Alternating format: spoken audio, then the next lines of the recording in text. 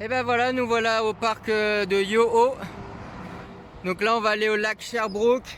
Ça fait un peu flipper, c'est un peu comme Jurassic Park. T'es obligé de passer une petite entrée pour rentrer, comme si c'était blindé d'animaux dangereux. Donc on verra bien ce qu'il en est. C'est assez marrant parce que pendant les randos dans les parcs, t'as deux types de personnes. C'est un peu comme pour le vaccin et la Covid.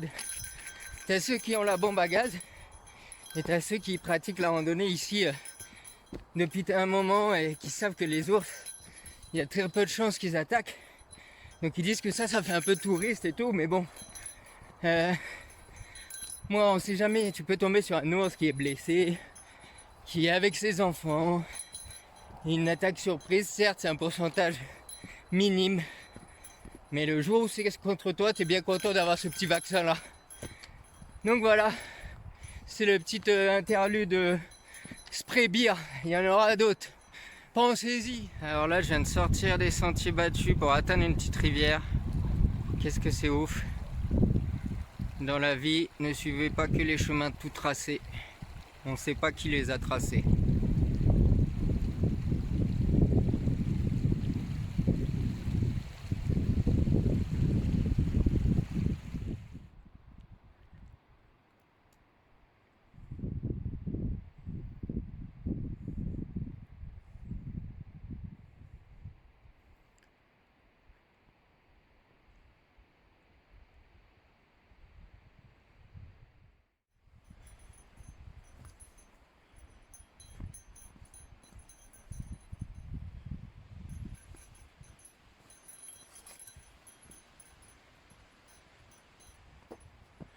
Petit sentier matinal.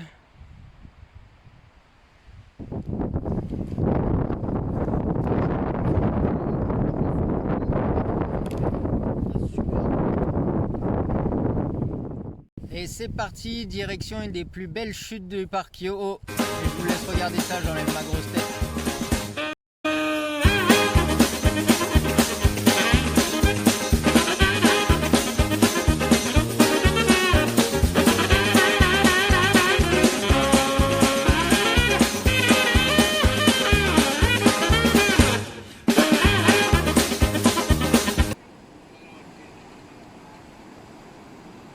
C'est une chute vraiment impressionnante parce qu'elle fait 381 mètres je pense et sa chute libre est de 254 mètres. Donc c'est énorme.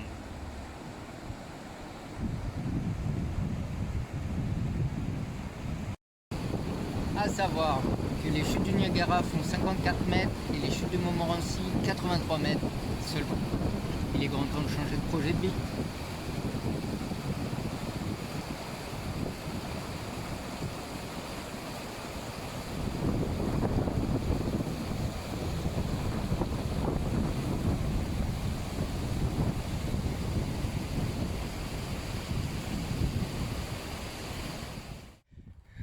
Là pour le parc Yoho, ça va être 2 jours intenses de fou. On va essayer de faire un maximum de trucs pendant 2 jours. Parce qu'on reste que 2 jours.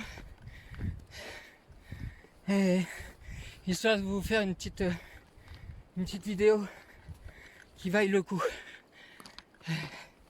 Conseil numéro 1. Arrêtez de raconter votre vie quand vous randonnez les gars. Laissez ça aux professionnels. Yo, c'est vraiment un super endroit. Comme vous avez pu remarquer, la couleur de l'eau est très blanchâtre, âcre. Il y a une explication derrière tout ça, on y reviendra après.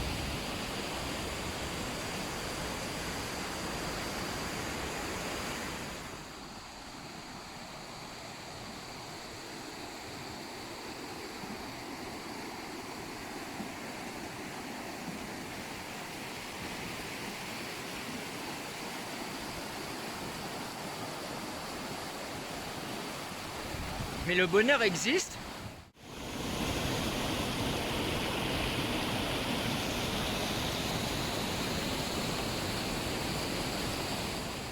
On a donc fait une petite randonnée pour atteindre Lousing Fall et ça aussi ça valait vraiment le détour.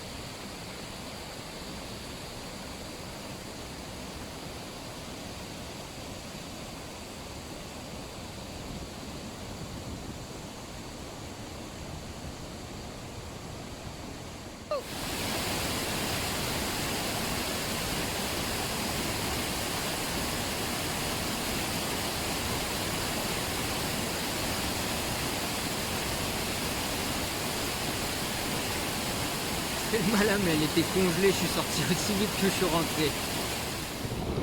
Bon, c'est vraiment léger, mais on peut voir les deux couleurs de chaque rivière différente qui se rejoignent. Malheureusement, on a perdu la luminosité, c'est bien dommage. Hello les copains.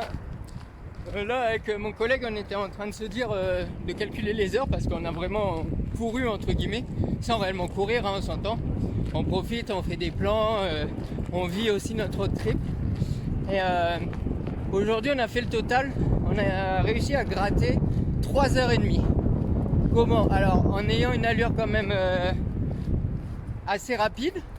Le premier lac, ils annonçaient 3 heures. On l'a fait en 1h30.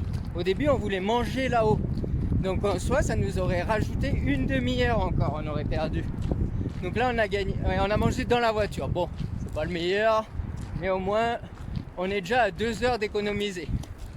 Là, c'était une rando. Ils annonçaient 3 heures. On l'a faite en 2 heures. Et pareil, avec tous nos plans, plus une petite baignade. Hein. Donc ça fait 1 heure de plus de gratter. 3 heures. Ce qui nous permet dans la journée, en 3 heures, de faire soit un autre petit trail, soit d'aller voir un autre lieu. Donc voilà, c'était de la petite séance comment gratter, il y en aura d'autres. Bisous.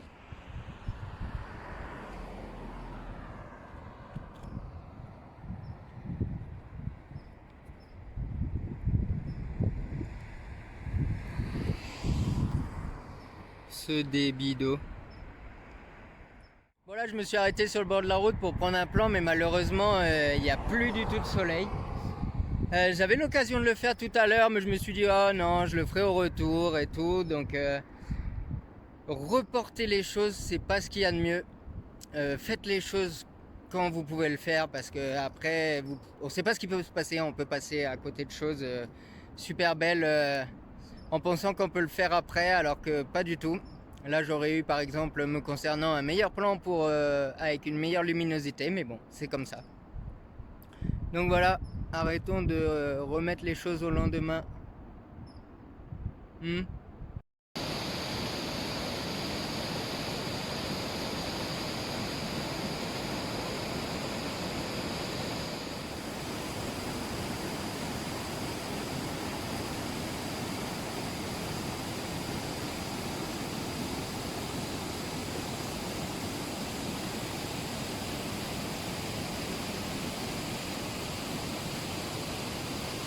Allez, sur ces belles images, nous on finit notre journée, on rentre trouver un camping, on va se faire à manger et là il pleut. C'est pas une installation de rêve ça?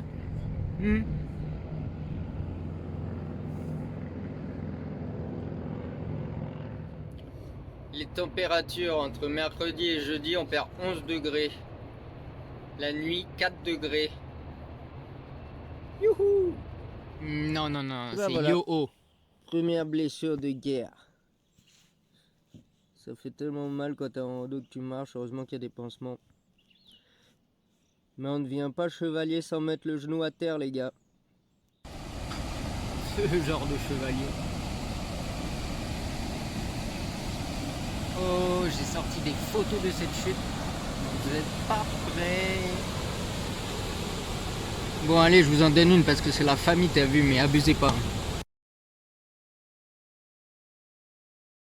Bon, allez, 2.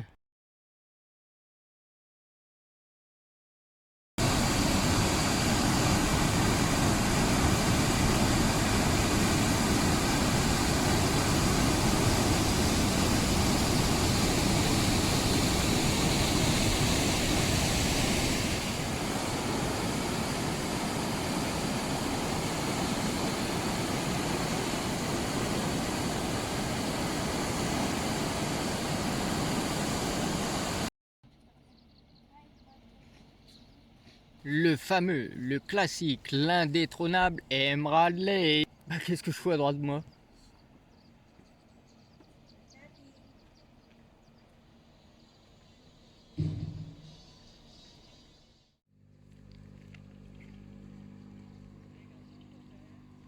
Lever de soleil sur Emerald Lake.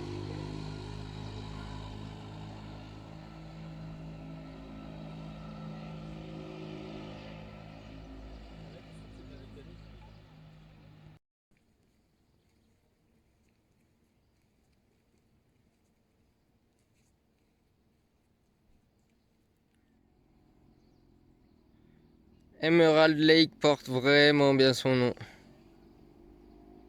Ah, ça va, on a compris comment il s'appelait. Et le gars, il pêche. OKLM.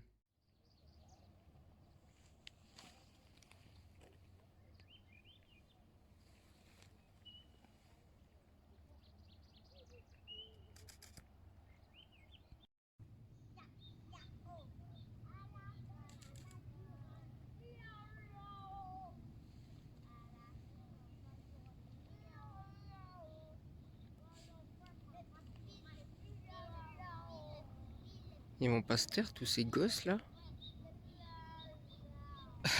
Il a vraiment un problème avec le respect, ce gars-là. Bon, sur ces belles images, je vous laisse, je vais me coucher. J'ai une grosse journée demain. Bonjour chez vous.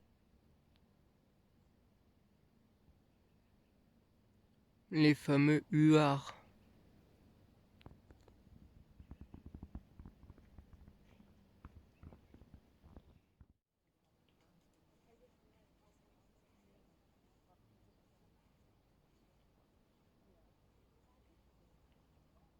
Je rigole, j'allais pas vous laisser comme ça. Bah, j'espère que ça vous a plu. Je vais continuer à faire de mon mieux. Yoho, c'était vraiment un parc superbe. On a fait que 2 jours. Donc, de toute manière, je vais retourner dans les Rocheuses en septembre. Je vais m'y attarder un peu plus. Il est pour moi plus sauvage et plus accessible, moins de monde. Donc, c'est vraiment un parc que je recommande. Cette fois-ci, bonjour chez vous.